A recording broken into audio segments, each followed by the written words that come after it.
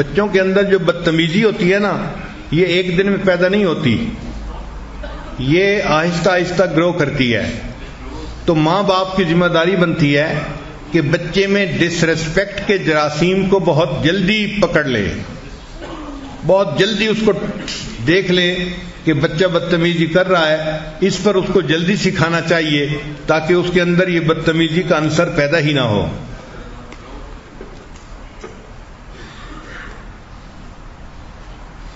یہ جو سوچ ہوتی ہے نا، وہ جی بچہ ہے کچھ نہ کو بڑا ہو کے ٹھیک ہو جائے گا، یہ بہت غلط سوچ ہے.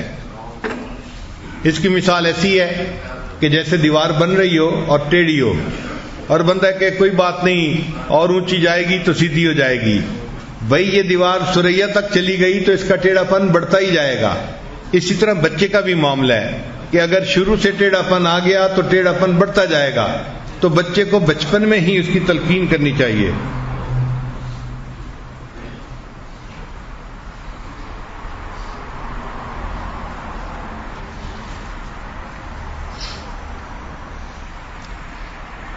اکثر بچے جو بگڑتے ہیں اس کی بنیاد یا تو ماں باپ کے درمیان ڈائلاگ ہوتے رہتے ہیں، ہر وقت آرگومنٹس ہوتے رہتے ہیں، ایک دوسرے کے ساتھ تکرار ہوتی رہتی ہے، یا ایک دوسرے کے ساتھ موڈ بنے رہتے ہیں، بات نہیں کرتے سیدھے منہ، جس کے اثرات بچے پہ پڑ رہے ہوتے ہیں. عجیب بات ہے کہ غلطی ماں باپ کی ہوتی ہے اور اثرات چھوٹے بچوں کے اوپر پڑ رہے ہوتے ہیں.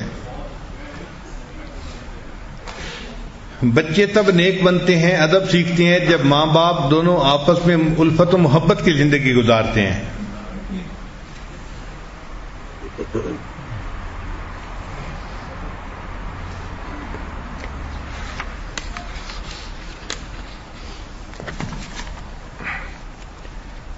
چھوٹے بچے کو چند میجک ورڈ ضرور سکھانے چاہیے، جیسے پلیز کا لفظ استعمال کرنا، ایکسکیوز می کا لفظ استعمال کرنا، سوری کا لفظ استعمال کرنا، تھینک یو کا لفظ استعمال کرنا، جزاک اللہ، شکرن، اس کا لفظ استعمال کرنے.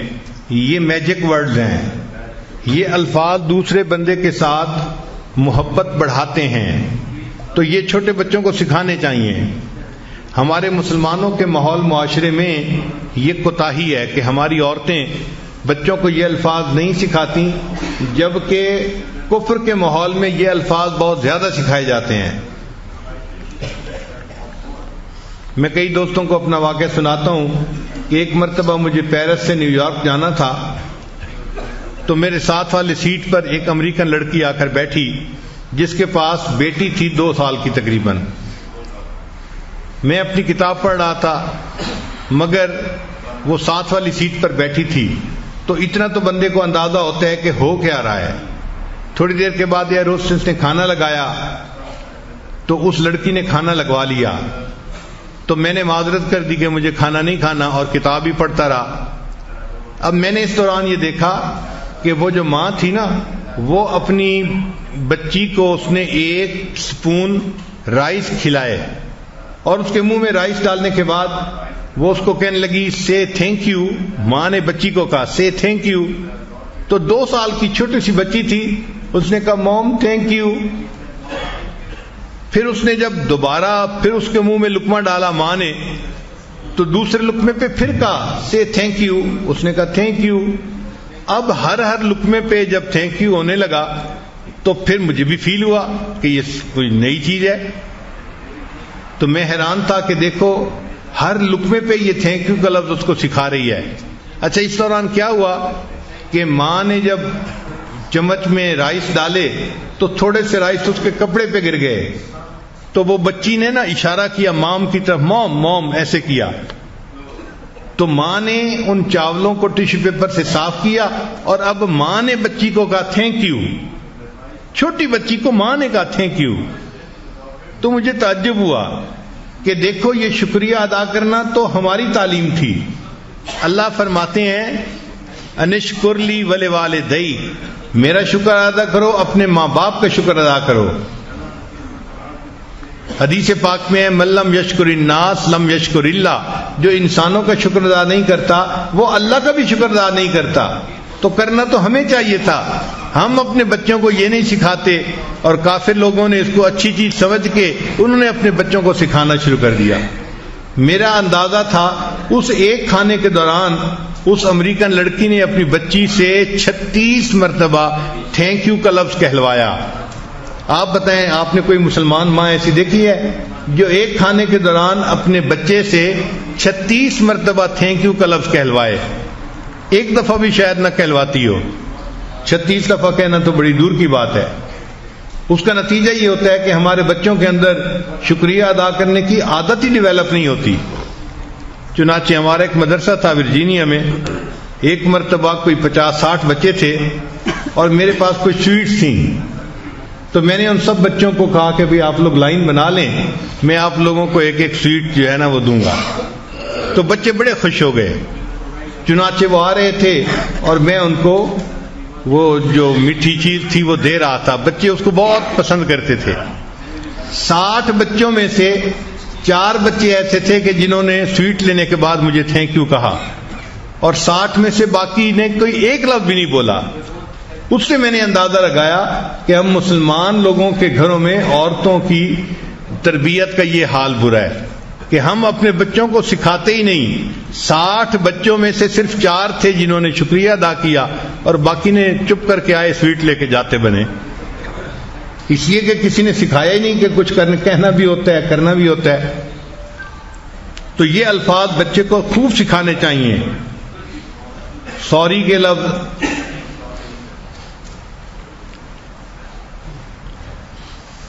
ایک دفعہ تو میں حیران ہی ہو گیا، آسٹریلیا میں تھا اور مجھے اپنا بلڈ دینا تھا ٹیسٹ کے لیے، روٹین ٹیسٹ کے لیے۔ تو ہمارے ایک تعلق والے تھے، ہارٹ سرجن تھے، وہ مجھے اپنے وارڈ میں لے گئے کہ حضرت میں آپ کا بلڈ سیمپل لے کے اور اس کا ٹیسٹ کروا لیں گے۔ ہم نے کہا بہت اچھا ہے۔ ان کو میں نے بتایا کہ دیکھیں جو بلڈ نکالنا ہوتا ہے نا، اس کے لیے تجربہ کار بندے کی ضرورت ہوتی ہے، کیونکہ میری وینز اتنی زیادہ واضح نہیں ہوتی کہ فوراً ہی اس کا بلڈ نکالا جائے، تجربہ کار بندہ چاہیے۔ عام ڈاکٹر اگر نکالنا چاہے تو وہ 3-4 ٹرائیاں کرنے کے بعد کہیں جا کے نکالتا ہے۔ اس نے کہا جی کوئی مسئلہ نہیں، ہم کر لیں گے۔ چنانچہ وہ گیا، اس کے بعد اس نے جا کے 2 ٹرائیاں کی، تو 2 ٹرائیوں میں بلڈ نہیں اس سے نکل سکا۔ پھر اس نے سوچا کہ اچھا میں دوسرے ڈاکٹر کو بلا لیتا ہوں، تو وہ ایک آسٹریلین ڈاکٹر کو بلا کے لے آیا اور کہنے لگا کہ بھئی اس پیشنٹ کا بلڈ جو ہے نا لینا ہے، سیمپل لینا ہے، تو آپ پلیز میری ہیلپ کر دیں۔ اس نے کہا بہت اچھا۔ اب وہ آسٹریلین ڈاکٹر جب آیا تو اس نے آ کے پوچھا کہ پہلے کتنی دفعہ پریک کی ہے؟ اس نے کہا جی 2 دفعہ۔ تو وہ مجھے کہتا ہے سوری، یعنی جس نے پریک نہیں کیا تھا نا، وہ سن کے کہ 2 دفعہ پریک کیا جا چکا ہے، وہ مجھے کہتا ہے جی سوری۔ میں حیران ہوا کہ دیکھو یہ کافر ہے دیکھنے کو، لیکن اس کے اندر یہ ایسی اچھی عادت ہے کہ اس کو دوسرے کی تکلیف کا احساس ہے۔ پھر اس کے بعد اس نے میرا بازو پکڑا اور وین کی جگہ کو دیکھا، اور وہ مجھے تھوڑی تھوڑی دیر بعد سوری سوری سوری کر رہا تھا۔ میں نے گنا تقریباً کہ بلڈ سیمپل لینے کے دوران اس نے 11 مرتبہ سوری کا لفظ کہا، 11 مرتبہ سوری کا لفظ کہا۔ میں اس وقت وش کر رہا تھا کہ کاش میرے اندر یہ عادت ہوتی کہ میں بھی اپنی غلطیوں کے اوپر اس طرح سوری کرتا۔ ایک کافر ہے اور اس کے اندر اتنا سوری کرنے کی عادت ہے، ہم مسلمانوں کے اندر کیوں نہیں ہے؟ ہونی تو ہمارے اندر چاہیے تھی۔ یہ تربیت کی کوتاہی، تربیت کی کمی کی وجہ سے ہے۔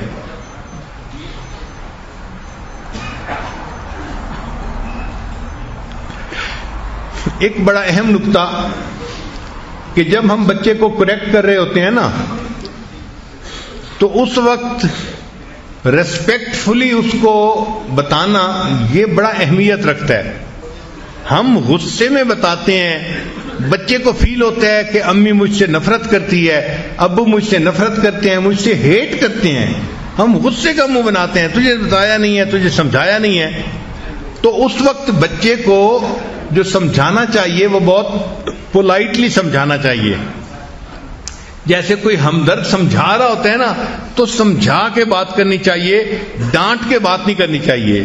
اس ذرا فرق کو سمجھنے کی کوشش کیجئے کہ جب بھی آپ بچے کو کریکٹ کرنا چاہتے ہیں، بتانا چاہتے ہیں کہ یہ کرنا ہے یہ نہیں کرنا، تو اس کو اس طرح نہ کریں کہ بچے کو کہ جی ڈانٹ کے کہہ رہے ہیں، نفرت سے کہہ رہے ہیں۔ بلکہ بچے کو یہ احساس ہو کہ بڑی ہمدردی کی وجہ سے مجھے یہ بات سمجھائی جا رہی ہے، تو بچہ اس چیز کو جلدی جو ہے وہ پک کر لیتا ہے. اور جب بچہ ڈس ریسپیکٹ شو کر رہا ہو اس وقت بچے کو کبھی بھی نہیں ڈانٹنا چاہیے، کیونکہ وہ ڈس ریسپیکٹ کے موڈ میں جا چکا. اب جتنا ڈانٹیں گے تو اس کے اندر نفرت کے جذبات بڑھیں گے، کم نہیں ہوں گے. اس وقت بچے کو خاموش ہو کے الگ ہو جانا چاہیے اور اکیلا چھوڑ دینا چاہیے، تاکہ اس کا پارا جلدی اتر جائے، تاکہ اس کا غصہ جلدی ختم ہو جائے.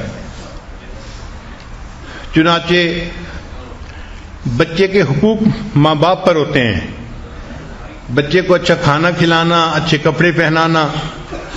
پھر بچہ بڑا ہو جائے تو اس بچے کو علم سکھانا، پھر گھوڑ سواری سکھانا، تیر اندازی سکھانا، سوئمنگ سکھانا. یہ ماں باپ کی ذمہ داری ہوتی ہے کہ وہ بچے کو یہ چیزیں سکھائیں تاکہ وہ ایک اچھا انسان بن کے زندگی گزار سکے. نبی علیہ الصلوۃ والسلام اپنے سامنے بچوں کی دوڑ لگواتے تھے.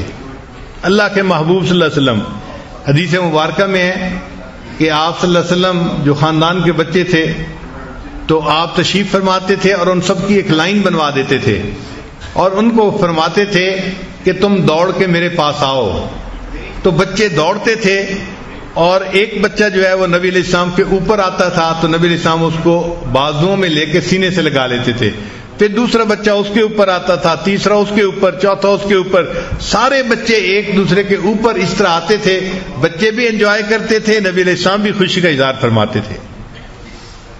تو اللہ کے محبوب صلی اللہ علیہ وسلم نے جو بچوں کو بھاگنے کے لیے کہا اور اپنی طرف بلایا اور ان کو جو ہے اس طرح محبت سے ریسیو کیا، اس میں میسج ہے کہ باپ کو چاہیے کہ وہ بچے کے ساتھ اس عمر میں ایسے چھوٹے چھوٹے کھیل کھیلے جس سے کہ باپ اور بیٹے کی محبت بڑھے یا آپس میں بھائی بہنوں کے درمیان محبت بڑھے.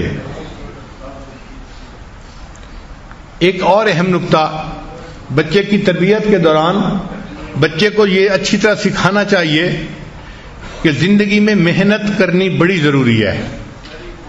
چنانچہ اگر آپ ہر کام ان کا خود ہی کر دیں گے تو بچے کو محنت کہاں کرنی پڑے گی. تو بچوں کو کام کرنے کا موقع دیں، وہ اپنا کام خود کرنے کی کوشش کریں. بلکہ ریسرچ میں یہ لکھا ہوا تھا کہ بچے کو اپنا پسینہ بہانے کا موقع دیں، یعنی وہ اتنا کام کرے کہ اس کا پسینہ بہے، اس کو پتہ چلے کہ محنت کس کو کہتے ہیں. تو بچے جب محنت کرتے ہیں اور پھر اس کا رزلٹ اچیو کرتے ہیں تو ان کو خوشی ہوتی ہے. تو ہمیشہ بچے کو یہ سمجھائیں کہ دیکھو محنت کرنی لازمی ہوتی ہے اور پھر یہ ضروری نہیں کہ محنت کے بعد کامیابی ہو، محنت کے بعد کبھی کبھی ناکامی بھی ہو سکتی ہے. اس کے لیے بھی اس کا ذہن بنائیں تاکہ بچہ مایوس نہ ہو، ڈپریس نہ ہو کہ میں نے اتنی محنت کی تھی اور یہ کام میں نہیں کر سکا. بھائی نتائج تو ہمارے اختیار میں نہیں ہے نا، نتائج تو اللہ کے اختیار میں ہے. محنت ہم کرتے ہیں. جب بچپن سے اس کا کنسیپٹ ہوگا کہ محنت میں نے کرنی ہے اور نتیجہ اللہ کے اختیار میں ہے تو وہ ناکامی کے اوپر بھی مایوس نہیں ہوگا. پھر بچوں کو یہ سمجھائیں کہ how to take care of themselves, کہ بچوں کو اپنی کیئر کیسے کرنی ہے. بچے اپنے لباس کا خیال نہیں کرتے، اپنے ناخن کا خیال نہیں کرتے، اپنے بالوں کا خیال نہیں کرتے. ان کو بتانا پڑتا ہے کہ دیکھو ناخن کٹوانے ہوتے ہیں، بال کٹوانے ہوتے ہیں، ان میں کنگھی کرنی ہوتی ہے، اپنے کپڑے کو ایسے صاف رکھنا ہوتا ہے. یعنی بچے کو سمجھائیں how to take care of themselves. یہ ماں باپ سکھاتے ہیں. اگر آپ چاہتے ہیں کہ بچہ کوئی کام کرے تو اس کا بہترین طریقہ یہ ہے کہ وہ کام بچے کو خود کر کے دکھائیں. بچے کام کو کاپی جلدی کر لیتے ہیں، وہ اپنے باپ کو جیسے کرتا دیکھتے ہیں اس کو اسی طرح کرنے کی کوشش کرتے ہیں. Children always copy their parents. Children always copy their parents. چنانچہ ہمارے ایک تعلق والے تھے، منگلا ڈیم ایک ڈیم ہے جہاں بجلی بنتی ہے، وہاں پہ وہ چیف انجینئر تھے. تو ان کو روزانہ کالز آتی تھیں منسٹرز کی، لوگوں کی، کہ شٹ ڈاؤن ہو رہا ہے، کیوں ہو گیا، کیا پروگرام ہے، کیسے ہے. ان کو کالیں بہت آتی رہتی تھیں، تو ان کی ایک عادت بن گئی تھی کہ جب بھی فون بجتا تھا نا تو وہ فون اٹھا کے کہتے تھے hello chief engineer Mangla speaking, کہ بھئی پتہ چلے اگلے بندے کو کہ کون بول رہا ہے، تو وہ کہتے تھے چیف انجینئر منگلا اسپیکنگ۔ وہ کہنے لگے کہ ایک دن میں باتھ روم میں تھا، میں جب اپنے ہاتھ دھو کے باہر نکلا تو میں نے دیکھا کہ میرے فون کی گھنٹی بج رہی تھی، لینڈ لائن جو ہوتی ہے، تو کہتے ہیں کہ میرا چھوٹا بچہ تھا 2 سال کا، وہ بھاگا بھاگا آیا اور اس نے آ کے کریڈل اٹھا کے اپنے کان سے لگایا اور کہنے لگا hello chief engineer Mangla speaking. یعنی اتنا چھوٹا بچہ وہ بھی اپنے باپ کو کاپی کر رہا ہے۔ تو children always copy their parents, تو باپ کو ایک ماڈل بن کے، ایک نمونہ بن کے رہنا پڑتا ہے تاکہ بچہ اس سے اچھی عادات کو دیکھے اور بچہ خود بھی اچھی عادات کو اپنائے۔ پھر بچوں کو جو وقتاً فوقتاً انعام دیتے ہیں تو باپ کی ذمہ داری ہے کہ بچوں کو سمجھائے کہ بچوں یہ جو پیسہ دیا اس کو تم اچھی جگہ پہ خرچ کرنا اور اس کو بچا کے بھی رکھنا۔ منی کو سیو کرنے کی عادت یہ باپ بچے کے اندر ڈالتا ہے۔ پھر باپ کو چاہیے کہ جو ہارڈ ورکنگ لوگ تھے ان کی سٹوریز بچے کو پڑھ کے سنایا کرے۔ اور ایک اہم نکتہ، یہ باپ کی ذمہ داری ہوتی ہے کہ وہ بچے کو ناکامی سے نکلنا سکھائے۔ بچے نے کوئی کام کیا اور اس میں فیل ہو گیا، نہیں کر سکا، اب اس فیلئر سے نکلنا کیسے ہے یہ بھی باپ اس کو سکھائے گا۔ اس وقت محبت سے پیش آئیں، اس کو سمجھائیں کہ نتائج ہمارے اختیار میں نہیں ہوتے، محنت ہمارے اختیار میں ہوتی ہے۔ بچے آپ نے محنت کر لی، میں آپ کی محنت کی وجہ سے بہت خوش ہوں آپ کے اوپر۔ مثلاً اسکول میں گریڈ اچھے نہیں آئے لیکن بچے نے محنت کی تھی، پڑھتا تھا، راتوں کو جاگتا تھا، ٹیوشن بھی پڑھتا تھا، ہوم ورک بھی کرتا تھا، پھر بھی گریڈ اچھے نہیں آئے تو اچھے گریڈ کو نہ دیکھ کے فوراً ڈانٹ ڈپٹ شروع نہیں کرنی چاہیے، بلکہ بچے کو اس وقت سمجھانا چاہیے کہ بیٹا آپ نے محنت کی، میں آپ کی محنت کی وجہ سے بہت خوش ہوں، گو کہ آپ کے نمبر اچھے نہیں آ سکے، اگر نمبر بھی اچھے آتے تو میری خوشی اور زیادہ